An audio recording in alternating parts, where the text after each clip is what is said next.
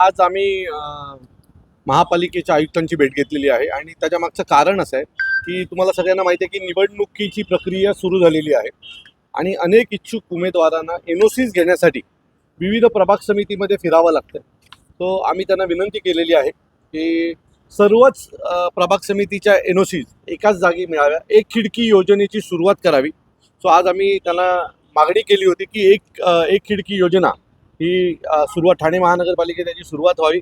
आयुक्तांनी तात्काळ त्या गोष्टीला मान्यता दिली आणि उद्यापासून ठाण्यातल्या जेवढ्या परवानग्या आहेत, जेवढ्या इच्छुक उमेदवारांना लागणाऱ्या परवानग्या आहेत त्या एकाच जागी मिळतील. त्याची घोषणा ते आज संध्याकाळपर्यंत करतील. महाविकास आघाडीची बैठक महायुती बैठक ठाण्यामध्ये देखील बैठक आहे, काय नेमकं ठरलेलं आहे, काय सांगाल की कशा प्रकारे टाकावं? युतीच्या ज्या बैठका चालू आहेत त्या मनाच्या विरोधात सुरू आहेत. वरिष्ठांच्या आदेश आलाय म्हणून सुरू आहेत. आमच्या ज्या बैठका चालू आहेत त्या मनापासून मागच्या 15 दिवसापासून सुरू आहेत आणि मनापासून आम्ही ज्या काही जागा वाटपाचा तिढा आहे तो आमचा सुटलाय. खरं तर आमचा तिढा नव्हताच. आमच्याकडे आमच्या पहिल्या दिवसापासून सर्व शिवसैनिक किंवा महाराष्ट्र सैनिक असतील, राष्ट्रवादी काँग्रेसचे जे पदाधिकारी असतील, त्यांचं उद्दिष्ट साफ आहे की भारतीय जनता पक्ष शिवसेनेला सत्तेपासून लांब ठेवणं आणि त्याच्यासाठी एखाद जागा कमी आली तरी चालेल, परंतु ही जी काही महाराष्ट्राला लागलेली कीड आहे ही संपवण्यासाठी आम्ही सगळे एकत्र आलो आहे आणि बऱ्यापैकी आमच्या बैठका झालेल्या आहेत आणि लवकरच याच्या बाबतीमध्ये एक शुभ संकेत तुम्हाला सगळ्यांना मिळेल. काय फॉर्म्युला ठरलाय का?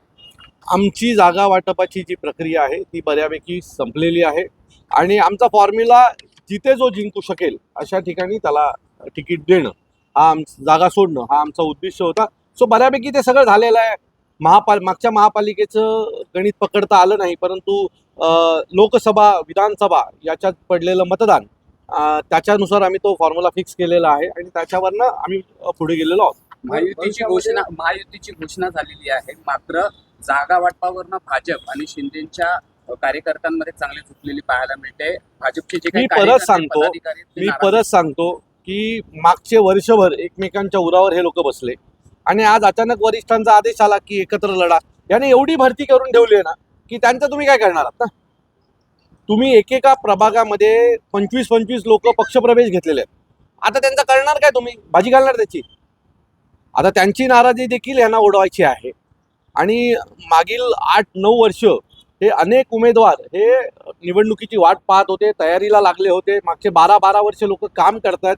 तर त्यांची जी काही इच्छा आहे निवडणूक लढण्याची ती या सगळ्यामध्ये तुटणार आहे. त्याच्यामुळे मला असं वाटतं की यांची जरी युती झाली तरी ती युती मनापासून नसेल, एवढं खात्रीने सांगतो. आमचा काय संबंध नाही. तसं काय त्यांनी त्यांचा निर्णय घ्यावा. आमचा निर्णय झालेला आहे. आम्ही आणि शिवसेना एकत्र लढणार एवढं खात्रीने सांगतो. असं तुम्हाला गैरसमज आहे. काँग्रेस आमच्या सोबत आहे. जितेंद्र आव्हाड साहेब आम्हाला या सर्व